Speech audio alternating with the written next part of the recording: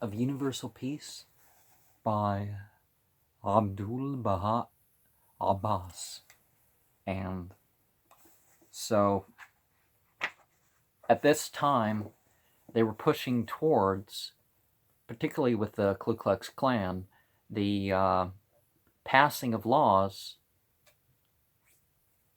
because they thought that the black people, if they were exposed to cocaine and stuff, that, they'd be, that's, oh no, we have to outlaw it, and because they're going to go rape white women and stuff like this, and so things weren't exactly unified. Of course, don't get me wrong, drug companies were behind a lot of this, but they used the racial prejudice of the people and the apparent lack of equality that still existed at the time to push forward certain agendas, not entirely on safety bases or something like some people may assume.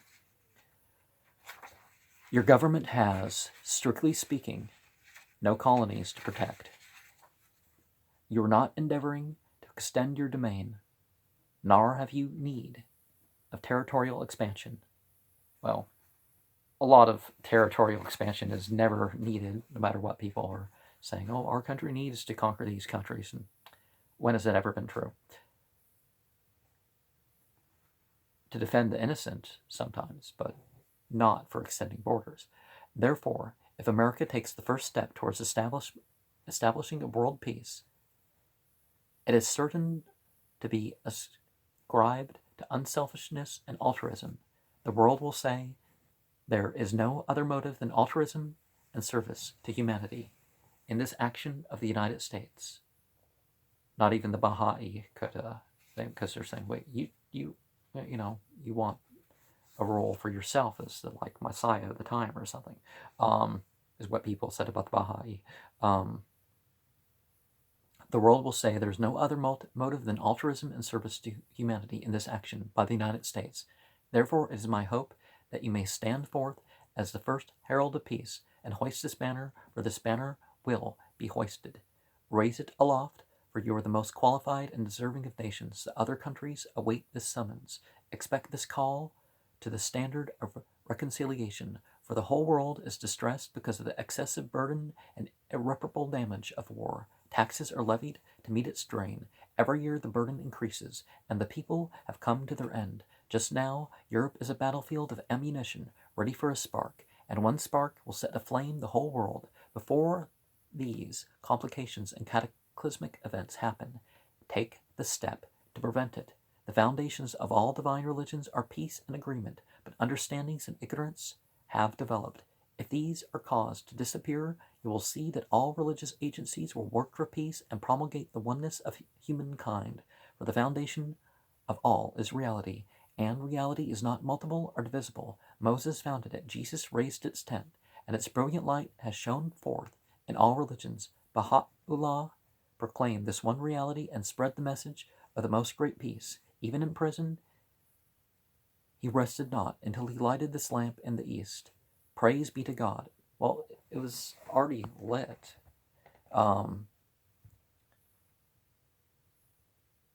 Praise be to God. All who have accepted his teachings are lovers of peace, peacemakers ready to sacrifice their lives and expend their possessions for it. Now let this standard be upraised in the West, and many will respond to the call. America has become renowned for her discoveries, inventions, and artistic skill, famous for equity of government and stupendous undertakings. Now may she also become noted and celebrated as the herald and messenger of universal peace. Let this be her mission and undertaking, and may its blessed impetus spread to all countries. I pray for you all that you may render this service to the world of humanity. May 13th, talk at a reception by New York Peace Society, Hotel Astor, New York. Notes by Esther Foster. Although I feel indisposed this afternoon, yet because I attach great importance to this assembly and was longing to see your faces, I have come. The expression of kindly feelings and the spirit of hospitality manifested by the former speakers are most grateful. I am thankful for the susceptibilities of your hearts, for it is evidence that your greatest desire and establishment of international peace, you are lovers of the oneness of humanity, seekers after the good pleasure of the Lord, and investigators of the foundations of the divine religions. Rumbling in the tumbler here. Well, I'm going to close this soon. Today, there is no greater glory for man than of the service of the cause of the most great peace.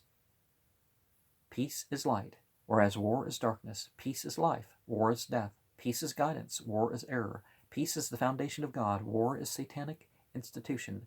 Peace is the illumination of the world of humanity. War is the destroyer of human foundations. When we consider the outcomes in the world of existence, we find that peace and fellowship are factors of upbuilding and betterment, whereas war and strife are the causes of destruction and disintegration. All created things are expressions of the affinity and cohesion of elementary substances, and non-existence is the absence of their attraction and agreement. Various elements unite harmoniously in composition, but when these elements become discordant, repelling each other, decomposition and non-existence result. Everything partakes of this nature and is subject to this principle. For the creative foundation, in all its degrees and kingdoms, is an expression or outcome of love. Consider the restlessness and agitation of the human world today because of war. Peace is health and construction. War is disease and dissolution. When the banner of truth is raised, peace becomes the cause of welfare and advancement of the human world. In all cycles and ages, war has been a factor of derangement and discomfort, whereas peace and brotherhood have brought security and consideration of human interests. This distinction is especially pronounced in the present world conditions, for warfare in former centuries had not attained the degree of savagery and destructiveness which it now characterizes it. If two nations were at war in olden times, 10 or 20,000 would be sacrificed. But in this century, the destruction of 100,000 lives in a day is quite possible. So perfected has the science of killing become, that so efficient the means of instruments of its accomplishment, that a whole nation can be obliterated in a short time. Therefore, comparison with the methods and results of ancient warfare is out of the question. According to an intrinsic law, all phenomena of being attain to a summit and degree of consummation, after which a new order and condition is established. All the instruments and science of war have reached the degree of thoroughness and proficiency. It is hoped that the transformation of the human world is at hand, and that in the coming centuries all the energies and inventions of man will be utilized in promoting the interests of peace and brotherhood. Therefore, this may this esteemed and worthy society for the establishment of international peace be confirmed in its sincere intentions and empowered by God. Then it will hasten the time when the banner of universal agreement will be raised and international welfare will be proclaimed and consummated, so that the darkness which now encompasses the world shall pass away. 60 years ago, Baha'u'llah was in Persia. 70 years ago, the Bab appeared there. These two blessed souls devoted their lives to the foundation of international peace and love among mankind, if they were to be the leaders. They strove with heart and soul to establish the teachings by which divergent people might be brought together and no strife, rancor, or hatred prevail. Baha'u'llah, addressing all humanity, said that Adam, the parent of mankind, may be likened to the tree of nativity, upon which you are the leaves and blossoms, inasmuch as your origin was one. You must now be united and agreed. You must consort with each other in joy and fragrance. He pronounced prejudice, whether religious, racial, patriotic, political, the destroyer of the body politic.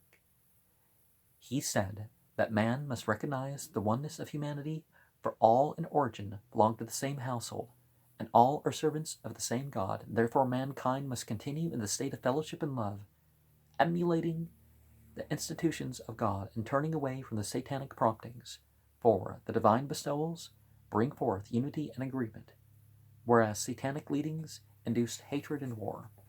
It's not that simple. This remarkable personage was able, by these principles, to establish a bond of unity among differing sects and divergent people of Persia. Those who followed his teachings, no matter from what denomination or faction they came, were conjoined by the ties of love until they cooperate and live together in peace and agreement. They are real brothers and sisters. No distinction of class are observed among them, and complete harmony prevails. Daily this bond of affinity is strengthening, and their spiritual fellowship continually develops. In order to ensure the progress of mankind and establish these principles, Baha'u'llah suffered every ordeal and difficulty. The Bab became a martyr, and over 20,000 men and women sacrificed their lives for their faith. They wanted their leader to be in charge of the world, and that's sort of what his letters affected in the sights of people. Baha'u'llah was imprisoned and subjected to severe persecutions because he called the armies of other countries to attack his own country. But finally, he was exiled from Persia to Mesopotamia. From Baghdad, he was sent to Constantinople and Adrianople, and from thence to the prison of Akka in Syria.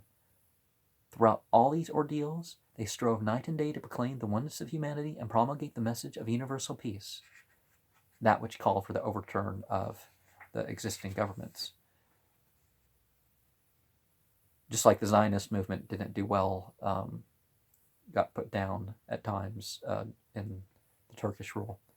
From the prison of Akka, he addressed the kings and rulers of the earth in lengthy letters, summoning them to international agreement and explicitly stating that the standard of the most great peace would surely be upraised in the world. By that he means the Baha'i creed and leadership. This has come to pass. This has come to pass in a different way, of course. How's